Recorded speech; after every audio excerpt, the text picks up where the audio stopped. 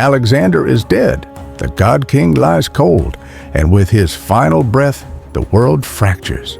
His empire, stitched together by blood and brilliance, unravels.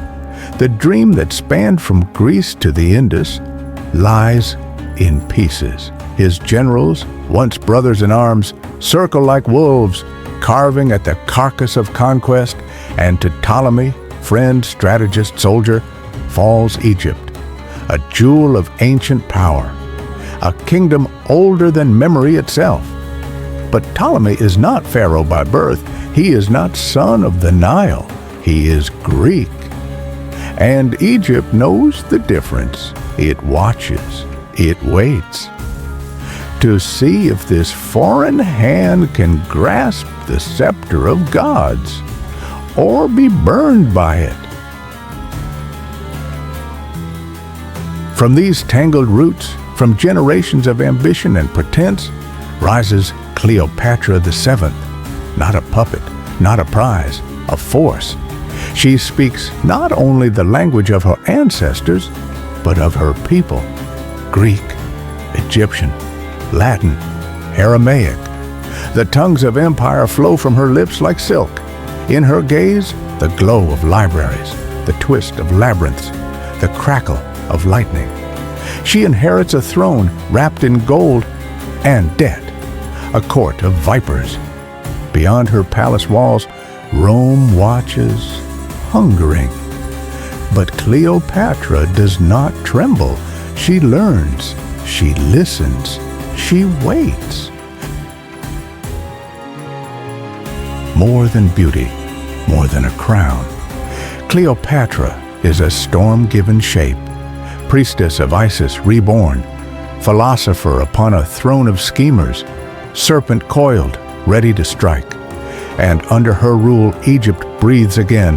The Nile runs deeper. The temples ring with chants of renewal. But even as she raises Egypt's flame, a shadow lengthens across the sea. Rome approaches, not as friend, but as master. Julius Caesar enters Alexandria, conqueror of Gaul, master of men, hunter of rivals. But in the heart of this ancient city, he finds not just chaos, he finds wonder. A queen, veiled in silk, smuggled to his side, unrolled from a rug like a secret long kept. He expects a girl. He meets a goddess. She speaks to him in Latin and in ambition. Together they shape the world. Her brother dethroned, her crown secured, her son Caesarion, born of empire and desire. For a fleeting moment, Egypt and Rome move as one, but every bright flame casts a shadow, and in Rome, knives are being sharpened. This is no love story. This is a power story. In the marble heart of Rome, beneath banners and laurel, betrayal coils like a serpent. The Ides of March dawn, blood red. Julius Caesar falls, not on a battlefield, but in the Senate. 23 wounds, one for every fear he dared ignore. In Alexandria, Cleopatra feels the tremor echo down the Nile. Her protector gone.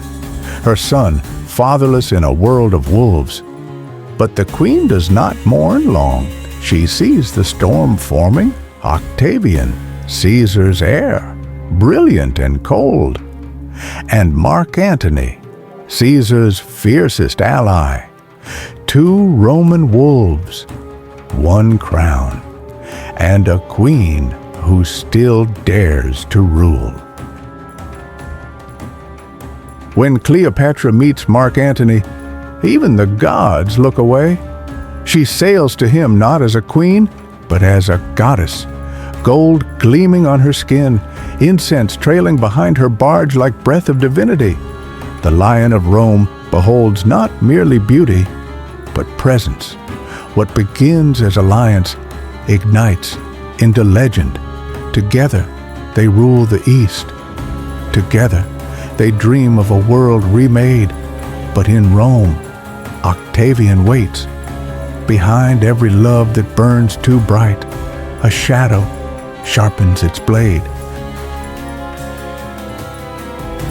Love may rule hearts, but war rules empires. At Actium, off Greece's shore, sails darken the sea. Rome's discipline faces Egypt's fire. Antony's heart splits, and with it, the future. One battle, 1 hour, one fall. The sea goes silent, the stars turn away. Antony flees, broken. Cleopatra's dream shatters.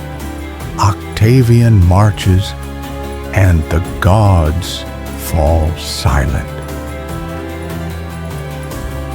Antony dies upon his own sword, his blood staining Cleopatra's hands, not as Rome's general, but as a man who loved too deeply.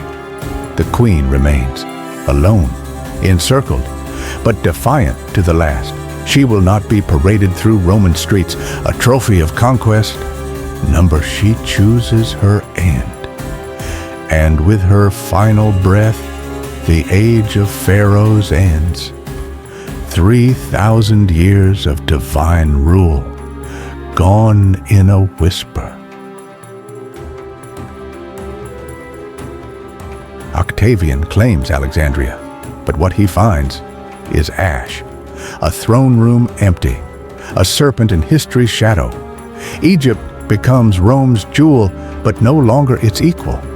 Temples close, priests bow to Caesar's image, the Nile's language fades beneath Latin stone. And yet, Egypt's soul endures, the Nile still flows. The gods still whisper beneath desert winds.